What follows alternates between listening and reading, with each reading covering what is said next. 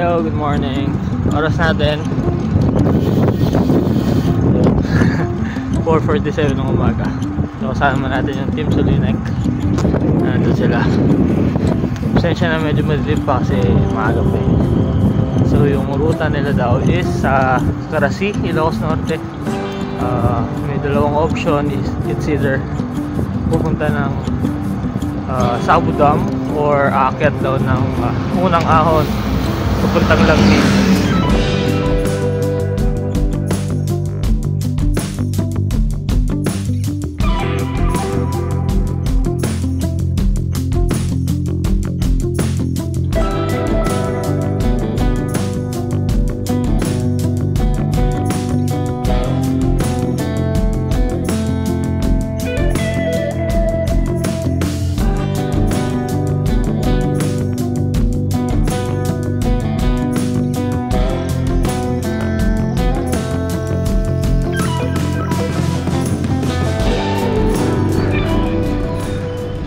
Ayun, medyo sumikat na yung araw. Nandito na pala kami ngayon sa part ng Piddig papuntang Carasi. And grabe, napakaganda ng mga panahon natin ngayon. May mga hamog-hamog pa on the way papunta rito. Dahil medyo umulan kagabi. Kaya ang lamig ng simoy.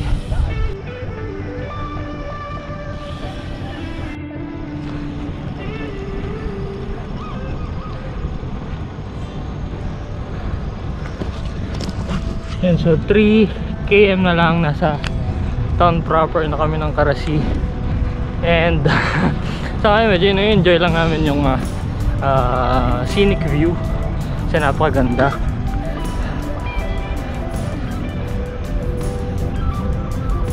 Oh, grabe. Kaya napakasarap magbike eh, lalo yung ganitong mga weather.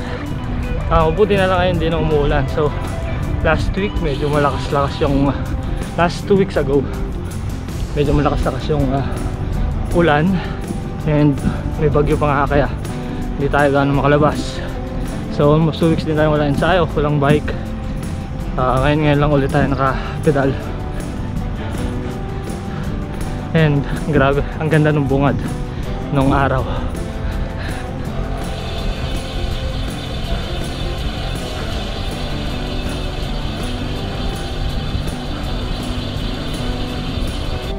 And ganon-ganon lang, nakaka 27 kilometers na tayo mula nung nag-umpisa. So bilis lang, hindi mo mararamdaman kahit nasa speed lang kami 25 to 28 kilometers per hour. Pero pag ganito talaga yung view, medyo parang bumabagal eh.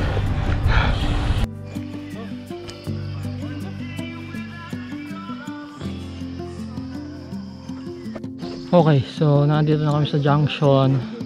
Ito pala yung papunta ng Arabica Coffee Plantation, or yung tinatawag na also known as dito ay Mount Lammin. And dito naman yung papunta ng Carasi. So ito yung hindi ko alam kung saan kami didiretso kahapon. Ngayon ko lang din nalaman. Ngayon lang sinabi yung destination namin, which is nga itong papuntang Carasi and sa may Sabu Dam. So ito yung signage kung sakaling mapapadpad kayo dito. Ayun, may signage naman dyan. So Sabu Dam, pwedeng pagpiknikan.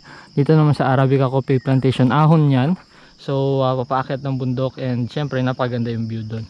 Hindi ko lang alam kung sementado na lahat kasi nung last time na pumunta kami dito is hindi pa. So meron pang mga parts na hindi sementado. Pero sa tingin ko na semento na yan kasi medyo matagal-tagal na rin na panahon. And marami na rin umaakyat ng mga motorista. So karamihan ng umakyat dito kung hindi siklista is mga nakamotor. Yun, so tara, Sabu Dam tayo. Yun, so tara, let's go. So okay din sana kung sakaling pupunta tayo ng Mount Lammin. Ang sabi naman kahapon is hanggang doon lang sa unang ahon or doon lang sa may paanan mismo ng or yung bago papaakyat ng Mount Lammin. Okay sana yon kasi testing natin yung bago nating upgrade sa bike, which is yung chainring natin. So nag-upgrade ako last time bago magbagyo. Kasi medyo trip ko sanang mag 52 teeth, 50 to 36. Yung unang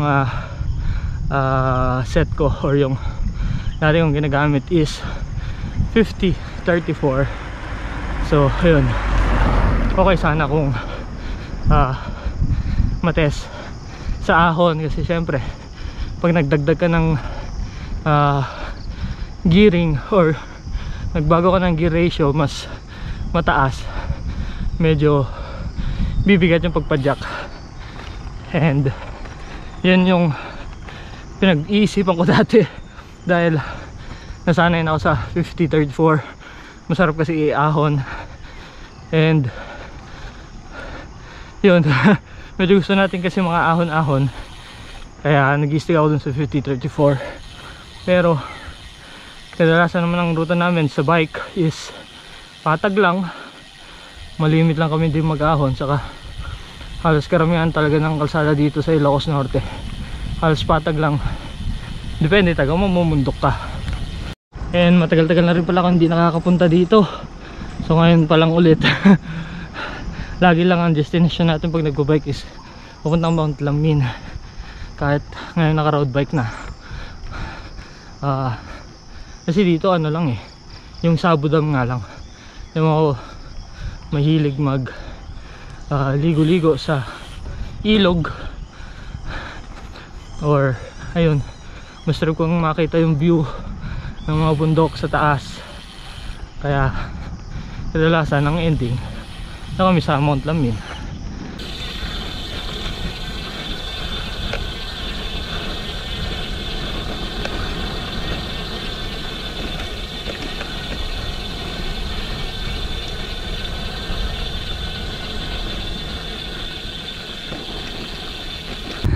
Saka grabe, puro pala lusong pagdating doon sa may junction. Ngayon ko lang na-realize, ngayon ko lang ulit na napagtanto. So mamaya pag balik natin, di puro ahon tayo.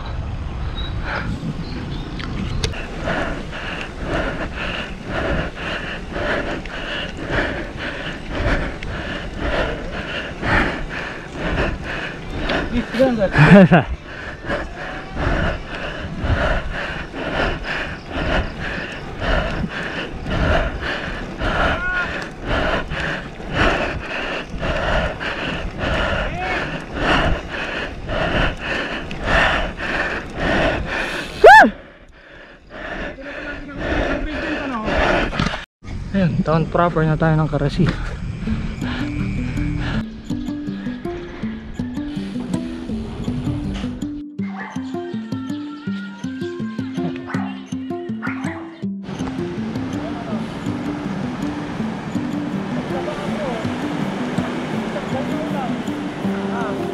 Yun, so diretso na kami ng Sabudam. Pagkatapos dun sa may Karasi Municipal Hall, regroup lang, and then ito, punta na kami ng Sabudam. So ang dami pala nating linusong nung papunta tayo, so sigurado mamaya pag break natin marami tayong ahon, pero hindi bali, at least nag-enjoy tayo.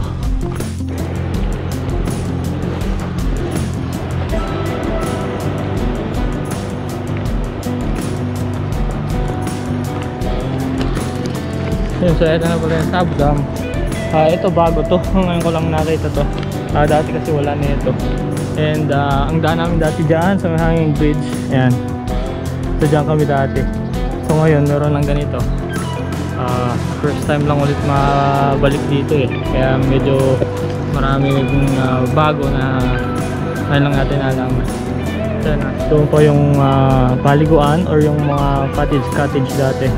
So dun yung daan natin. Ewan ko lang kung rough road. Dati kasi rough road yan. So tara. Nandito pa rin yung mga kubo. And meron mga bago dyan sa taas.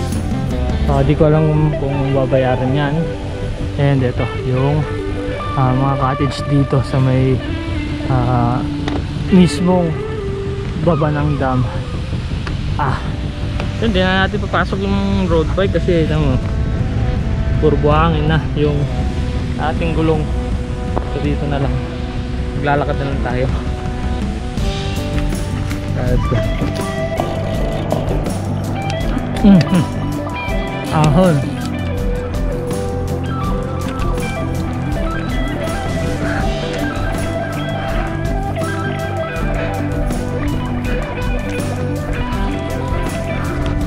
Yun na, sementado.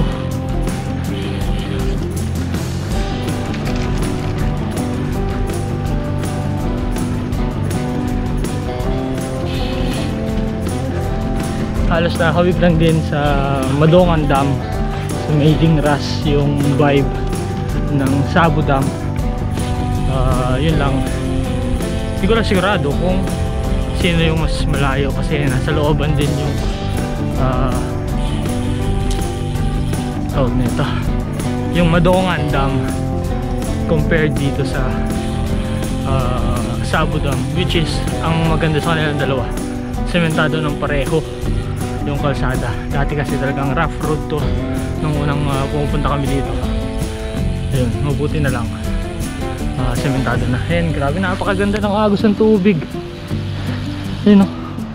And ito, signage ng Karasi. So Sabo Dam ay matatagpuan dito sa Karasi. Ayos. So Sabo Dam. So sa Tansyaco wala pang 1 kilometro yung papasok. Wala doon sa may sentro kanina kasi malapit lang. Ayan, ito yung mismong dam. So hawig siya sa Madongan. Linis pa ng tubig oh.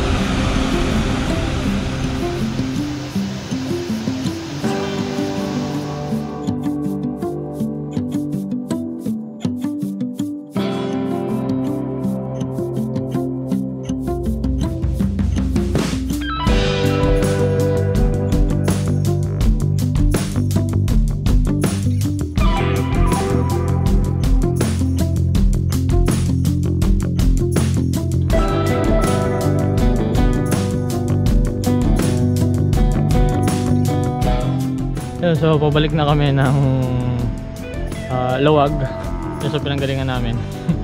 Pero ang nag-decide yung grupo na sa Hanging Bridge dadaan. So yun sila ngayon.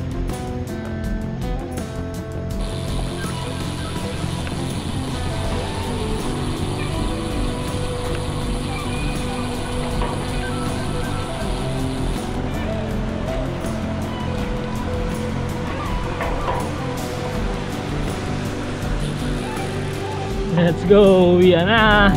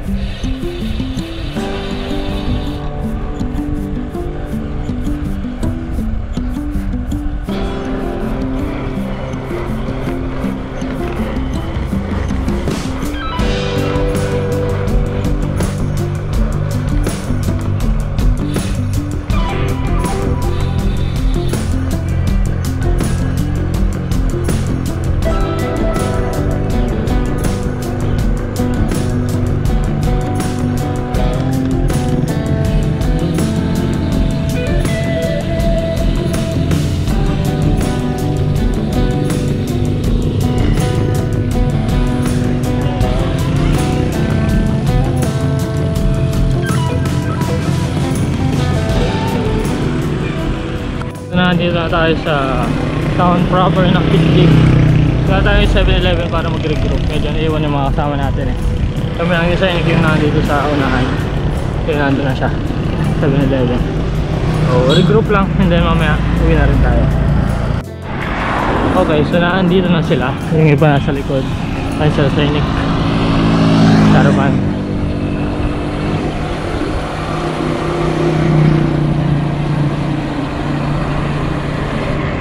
And so, diretso lang kami dun sa kainan. Kain lang kami, and then afternoon uwi na rin. Okay, so tapos na kami kumain. Hindi ko na nakunan, medyo mataas na rin yung araw kasi 8 AM na. So diretso na kami pa uwi. Yung dinaanan namin kaninang pupunta, yun din yung dadaanan namin pa uwi. Yun lang, mas maliwanag na ngayon. And wala, puro highway lang. So I guess dito na natin tapusin yung ating vlog. Nakaka-ano pa lang kami, 51 kilometers. So siguro mabot na 62 mamaya pag uwi natin. So yun, Sunday ride. Parang pabungad lang or panggising sa legs. So ngayon lang ulit tayo nakapag-bike. And at least nakakatuwa dahil ang ganda ng mga nakita natin kanina. So nakaka-refresh ng isip. And ayun, hopefully tuloy-tuloy na yung magandang weather. Ayan yung ganda ng sikat ng araw sa kanyang panahon natin. Hopefully hindi na magulan-ulan. Although expected yan kasi talagang tag-ulan ngayon eh. So ayan, dito na nagtatapos yung ating vlog. Salamat sa pagsama ulit. And see you guys soon.